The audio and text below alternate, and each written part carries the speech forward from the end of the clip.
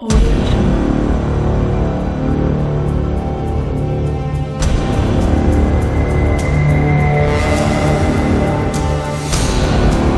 Jungle.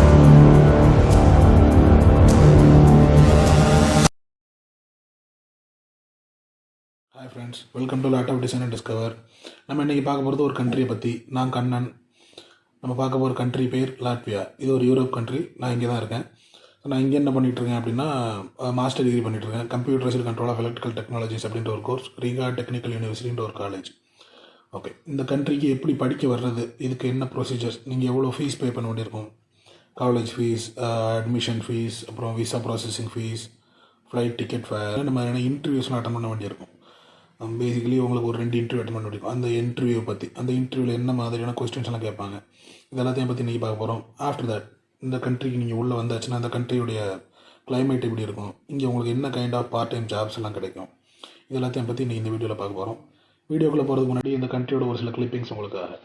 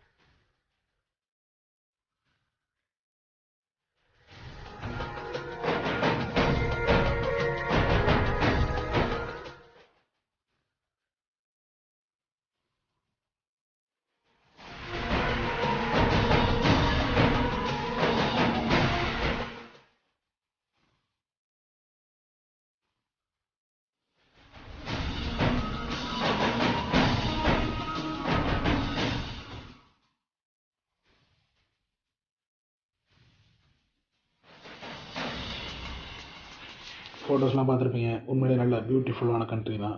வரலாம். நான் இந்த கண்ட்ரி எப்படி சூஸ் பண்ணேன்றதை சொல்கிறேன். நமக்கு படிக்கணுன்ற எண்ணம்லாம் கிடையாது. வேலை தான் பார்த்துட்டு இருந்தேன். ஆர்எஸ் வின்டெக்ன்ற ஒரு கம்பெனியில் விண்டுமில்லில் வேலை பார்த்துட்டு இருந்தேன். ஸோ வேலை பார்த்துட்டு இருக்கும்போது கல்ஃப் கண்ட்ரிஸ் போகிறதுக்கு ஆல்ரெடி கல்ஃப் கண்ட்ரிஸில் ஒர்க் பார்த்து எக்ஸ்பீரியன்ஸ் இருக்குது.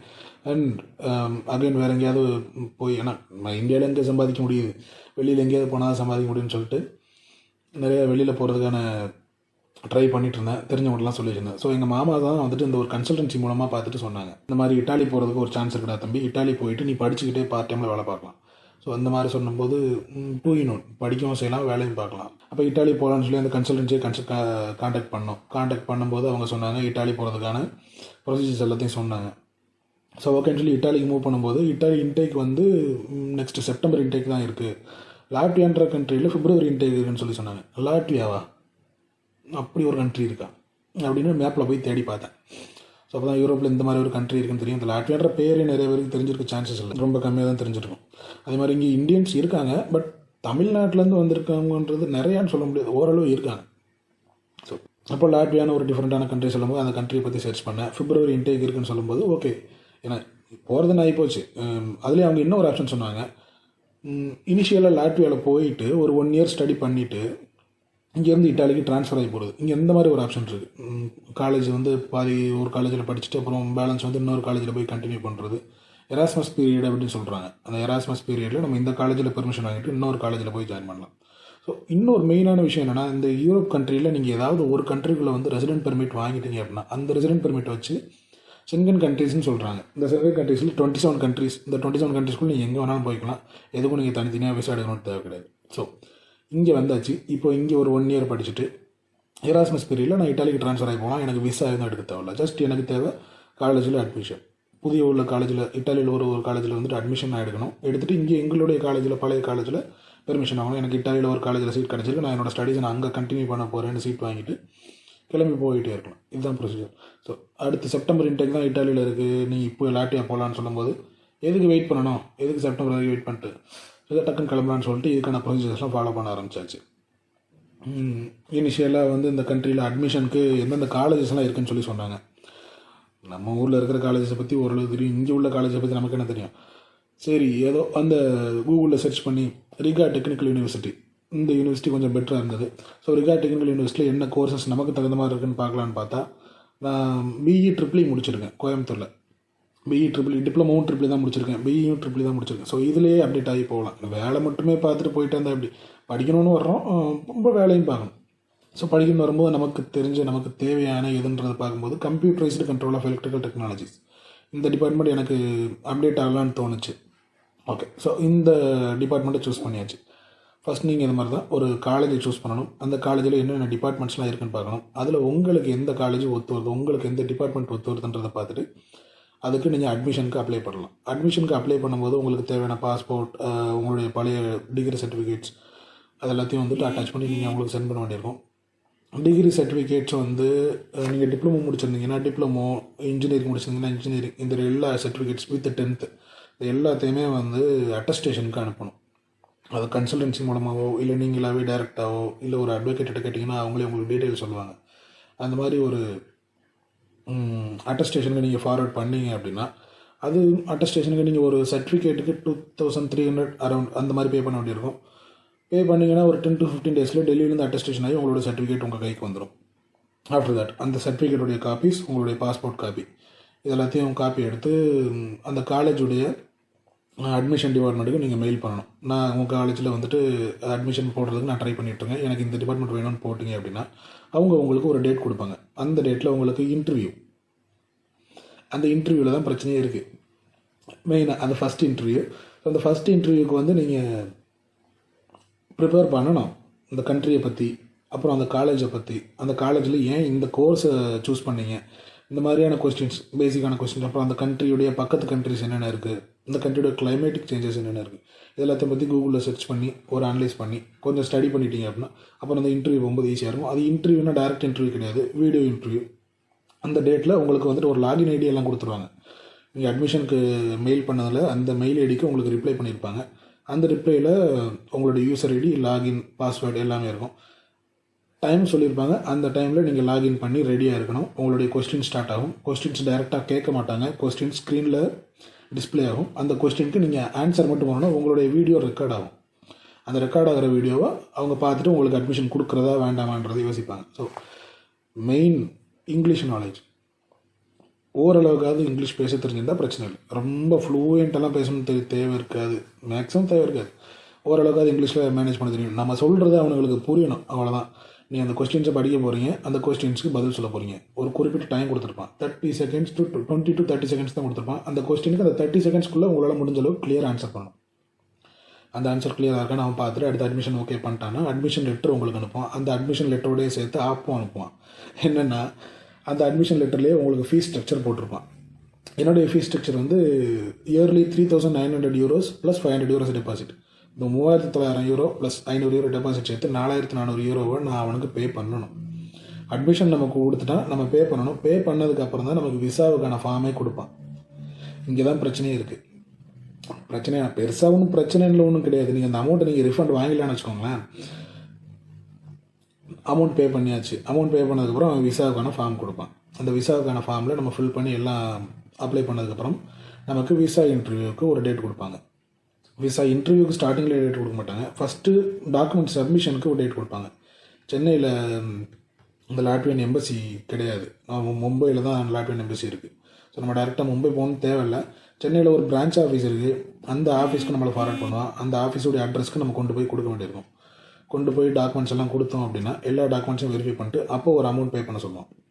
அந்த அமௌண்ட்டையும் நம்ம பே பண்ணிடணும். பே பண்ணதுக்கப்புறம் அந்த அமௌண்ட் எவ்வளோன்னு பார்த்தீங்கன்னா விசா ப்ராசஸிங் ஃபீன்னு சொல்லிட்டு ஒரு 9,322 ருபீஸ், 9,322 ரூபா நம்ம பே பண்ண வேண்டியிருக்கும். அட்மிஷன் ஃபீ பேசிக்காக லாட்வியாவுக்கு வந்து நீங்கள் 15,000 பே பண்ண வேண்டியிருக்கு. அட்மிஷன் ஃபீ நீங்கள் 15,000 பே பண்ணதுக்கப்புறம் தான் உங்களுக்கு அட்மிஷனுக்கான இன்டர்வியூ டேட்டே கொடுப்பான். ஸோ அட்மிஷனுக்கு நீங்கள் அப்ளை பண்ணுறீங்க, நீங்கள் உங்களுடைய ஃபீஸ்க்கு அட்மிஷன் ஃபீஸ் உங்களுக்கு 15,000 சொல்லி சொல்லுவான். ஸோ அந்த அட்மிஷன் ஃபீஸ் நீங்கள் பே பண்ணணும். அப்புறம் உங்களுக்கு அட்மிஷனுக்கான ஒரு இன்டர்வியூ கொடுப்பான். அந்த இன்டர்வியூ நீங்கள் அட்டன் பண்ணி அதில் கிளியர் பண்ணணும். கிளியர் பண்ணதுக்கப்புறம் விசாவுக்கான ஃபார்ம் கொடுப்பான். அதுக்கு நீங்கள் ஒரு 9,322 ரூபாய் பே பண்ணணும். பே பண்ணியாச்சுன்னா அடுத்து உங்களுக்கு ஒரு விசா இன்டர்வியூக்கான டேட்டை கொடுப்பான். அது வந்து ஒரு டேரக்ட் இன்டர்வியூ மீன்ஸ் டேரெக்டாக வந்து நீங்கள் வீடியோவில் பேச வேண்டியிருக்கும். அதே சேம் சென்னையில் உள்ள ஆஃபீஸில் தான் வந்துட்டு அந்த இன்டர்வியூ கண்டக்ட் பண்ணுவாங்க. அந்த டேட்டுக்கு நீங்கள் கரெக்டாக அந்த டைமுக்கு அங்கே ஆஜராகணும். உள்ளே கூப்பிட்டு போவாங்க, டாக்குமெண்ட்ஸ்லாம் செக் பண்ணுவாங்க, அவன் தானேன்னு பார்த்துட்டு அப்புறம் அந்த ஆஃபீஸில் இருக்கிற ஒருத்தர் போயிட்டு வீடியோவில் கால் பண்ணி இந்த மாதிரி நம்ம பையன் வந்துட்டு அப்படியே இன்டர்வியூக்கு ரெடியாக இருக்கிறாரு அப்படின்னு சொல்லிட்டான்னா அவன் அங்கே கொஸ்டின்லாம் ரெடி பண்ணி வச்சுருவான். நம்மளை உள்ளே தள்ளிடுவாங்க. உள்ளே போய் ஹெட்ஃபோனை மாட்டியாச்சுன்னா கொஸ்டின் கேட்பார். அவர் கேட்குற கொஸ்டின்லாம் நம்ம ஆன்சர் பண்ணணும். கேட்குற கொஸ்டின்னா நம்ம என்னப்பா படிக்க போகிற, மோட்டர் எப்படி ஓடுது அப்படின்லாம் கேட்க மாட்டாங்க. பேசிக்காக தான் கேட்பாங்க, பயப்பட தேவையில்ல. நீ எங்கேருந்து வர்ற, உன் பேரண்ட்ஸோட பேக்ரவுண்ட் என்ன, எவ்வளோ உன்னோட பேங்க் பேலன்ஸு ஐயோ அதை பற்றி சொல்லாம விட்டனேன். மெயினாக பேங்க் பேலன்ஸ் முக்கியங்க. மினிமம் 7 லட்ச ரூபா உங்களுடைய பேங்க் அக்கௌண்ட்டில் இருக்கணும். ஒரு nationalised bank of India, state bank of India, இந்த மாதிரி உள்ள பேங்க்ஸில் ஏதாவது ஒரு பேங்க்கில் உங்கள் அக்கௌண்ட்டில் 7 லட்ச ரூபா பேலன்ஸ் காட்டணும் உங்களுக்கு.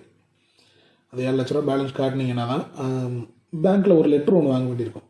ஆமாங்க, இவர் வந்து இங்கே பேங்க் இவர் அக்கௌண்ட் இருக்குது, இதில் வந்து இவர் அக்கௌண்ட்டில் வந்து 7 லட்ச ரூபா இருக்குது அப்படின்ற மாதிரி பேங்க் மேனேஜர் ஒரு சைனை போட்டு கொடுப்பாரு.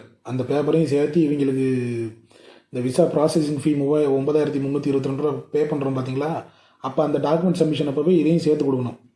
நம்மளுடைய டிகிரி சர்டிஃபிகேட், அட்டஸ்டேஷன் வாங்கின சர்டிஃபிகேட்ஸ் எல்லாம், நம்மளுடைய பாஸ்போர்ட்டு, அப்புறம் இந்த பேங்க் பேலன்ஸ் சர்டிஃபிகேட்டு, இன்சூரன்ஸ், இது எல்லாத்தையுமே சேர்த்து நம்ம கொடுக்க வேண்டியிருக்கும். இது எல்லாத்தையும் சேர்த்து நம்ம கொடுத்ததுக்கப்புறம் தான் நமக்கு விசா இன்டர்வியூ டேட்டே கொடுப்பான். இப்போ இந்த விசா இன்டர்வியூவில் அதெல்லாம் தான் கேட்பான். உன்னுடைய பேங்க்கில் பேலன்ஸ் இருக்கா? இருக்குது சார். உன் பேர் என்ன, அப்பா பேர் என்ன, அப்பா என்ன பண்ணுறாரு, நீ எப்படி மேனேஜ் பண்ண போகிற, அந்த கண்ட்ரியில் உனக்கு எவ்வளோ செலவாகும்னு தெரியுமா, அப்புறம் அந்த கண்ட்ரியோட கிளைமேட் சேஞ்சஸ் என்னென்னு தெரியுமா, கண்ட்ரிக்கு நியர்பையில் உள்ள கண்ட்ரிஸ் என்னென்னு தெரியுமா, இது எல்லாத்தையும் கேட்பார். அது எல்லாத்துக்கும் நம்ம வந்துட்டு ரொம்ப யோசிக்காமல் ஓரளவுக்கு எல்லாத்தையும் முன்னாடியே ஸ்டடி பண்ணி வச்சுருக்கிறதுனால பதில் சொல்லணும்.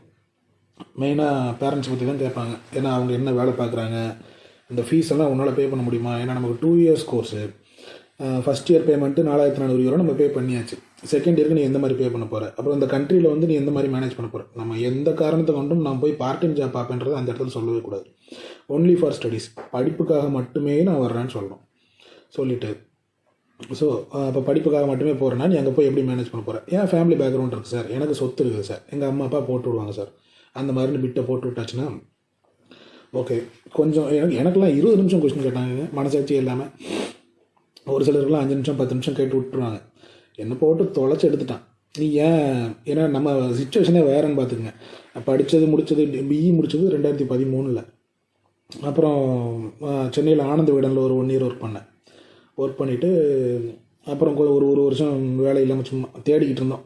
ஏன்னா மஸ்கட்டில் அப்ளை பண்ணிவிட்டு வெயிட் பண்ணிகிட்டு இருந்தேன். அப்புறம் மஸ்கட்டில் விசா கிடச்சி மஸ்கட்டுக்கு வேலைக்கு போய் 2 வருஷம் அங்கேயும் வேலை பார்த்து முடித்து வந்து திரும்ப இங்கே இந்தியாவில் வந்து விண்டு மில்லில் ஒர்க் பண்ணிருக்கேன். ஸோ இத்தனை வருஷம் ஒர்க் பண்ணிவிட்டு நீ திரும்ப ஏன் படிக்க வர்றன்றது தான் அவனோட மெயின் கேள்வியான்ட்ட. ஸோ நான் சொன்னேன், சார் எனக்கு படிக்கணும்னு ஆசை இருந்தது. பிஇ முடித்தப்போ என்கிட்ட படிக்கிறதுக்கு எக்ஸ்டெண்ட் பண்ணுறதுக்கு காசு இல்லை. ஸோ நான் ஒரு 4 வருஷம் வேலை பார்த்தேன், சம்பாதிச்சேன், சேர்த்து வச்சுருக்கேன். இப்போ எனக்கு ஆசை நான் யூரோப் கண்ட்ரியில் படிக்கணும்னு. ஸோ நான் வர்றேன். எதுக்காக லாட்வியாவை சூஸ் பண்ணேன் அப்படின்னா, இட்டாலி ட்ரை பண்ணேன். எனக்கு இந்த மாதிரி அடுத்த இன்டேக் தான் இருக்குது. அடுத்து வேறு எந்த கண்ட்ரி போகலான்னு பார்க்குறப்ப யூரோப் கண்ட்ரியில் லாட்வியா வந்து பெஸ்ட்டாக இருந்தது அப்படின்ற மாதிரி ஒரு 2 பிட்டை போட்டு அதனால் இமீடியட்டாக கிளம்புறான்னு பார்க்குறேன் சார். நான் அங்கே வந்து படிச்சுட்டு அடுத்து திரும்ப இந்தியா வந்துடுவேன். இங்கே வந்து தான் நான் வேலை பார்க்க போகிறேன். லாட்வியாவில் போய் நான் வேலை பார்க்க போகிறேன்னு சொன்னால் விட மாட்டான். ஏன்னா அவன் கண்ட்ரிக்காரன் தான் வேலை கொடுக்கணும்னு நினைப்பான். இங்கே கண்ட்ரியில் நான் செட்டில் ஆக போகிறேன்லாம் சொல்லக்கூடாது. நான் படித்து முடிச்சுட்டு ஊருக்கு வந்துடுவேன்ற மாதிரி தான் சொல்லணும். சொல்லியாச்சுன்னா அப்புறம் அந்த விசா இன்டர்வியூ முடிஞ்சதுன்னா அதுக்கு ஒரு 1,200 1,500 பக்கத்தில் பே பண்ண வேண்டியிருக்கும். அந்த அமௌண்ட்டை நீங்கள் பே பண்ணதுக்கப்புறம் டேரெக்டாக வீட்டுக்கு கிளம்பிட வேண்டியதான். வெயிட் பண்ணி பார்க்கணும். மெயில் வரும், உங்களுக்கு ஆன்லைனில் அப்டேட் பண்ணிகிட்டே இருப்பாங்க. உங்களுடைய பாஸ்போர்ட் என்ன ஸ்டேட்டஸில் இருக்குது, உங்களுக்கு விசா இருக்கா இல்லையான்றது உங்கள் பாஸ்போர்ட் உங்கள் கையில் வாங்கினதுக்கப்புறம் தான் தெரியும். பாஸ்போர்ட் உங்களுக்கு கொரியரில் வரும். கொரியரில் பாஸ்போர்ட் அனுப்பிட்டாங்கன்னா உங்களுக்கு மெயில் வந்துடும். அப்போ உங்களுக்கு பாஸ்போர்ட்டை கொரியரில் போட்டாச்சு, இப்போ போய் பாஸ்போர்ட்டை திறந்து பார்த்து விசா இருக்குதா இல்லையான்னு பார்த்துக்கன்னு சொல்லிடுவோம். இப்போ கொரியர் வர்ற வரைக்கும் பதபதன்னு இருக்கும்.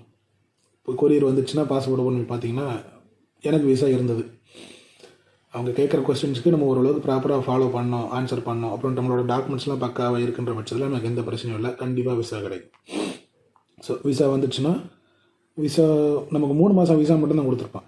இந்த 3 மாதம் விசா மட்டும் வச்சுக்கிட்டு நான் ஸ்டார்டிங்கில் டிக்கெட்டை போட்டு இங்கே வந்துடணும். இங்கே வந்ததுக்கப்புறம் இங்கே உள்ள இமிக்ரேஷன் ஆஃபீஸில் நம்மளோட ஒரிஜினல் டாக்குமெண்ட்ஸ் எல்லாத்தையும் கொண்டு போய் காட்டணும். ஒரு அப்பாயின்மெண்ட் டேட் கொடுப்பான். இங்கே RP application, resident permit application ஃபார்ம்னு சொல்லி கொடுப்பாங்க நமக்கு. அந்த ரெசிடென்ட் பெர்மிட் அப்ளிகேஷன் ஃபார்மை நம்ம ஃபில் பண்ணிவிட்டு நம்மளுடைய டாக்குமெண்ட்ஸ் வித் அந்த ரெசிடென்ட் பெர்மிட் ஃபார்மை, பாஸ்போர்ட்டு எல்லாத்தையும் வச்சுட்டு அப்பாயின்மெண்ட் எடுக்கணும். ஒரு அப்பாயின்மெண்ட் டேட் கொடுப்பான். அந்த அப்பாயின்மெண்ட் டேட்டில் இமிக்ரேஷன் ஆஃபீஸில் போய் அதெல்லாத்தையும் சப்மிட் பண்ணணும். பேச்சுலர்ஸ்க்கு €70 பே பண்ண வேண்டியிருக்கும் ரெசிடென்ட் பெர்மிட் கார்டுக்கு. மாஸ்டருக்கு அது பே பண்ண தேவையில்லை. மாஸ்டர்ஸ்க்கு எல்லாமே ஃப்ரீ ஆஃப் காஸ்ட்.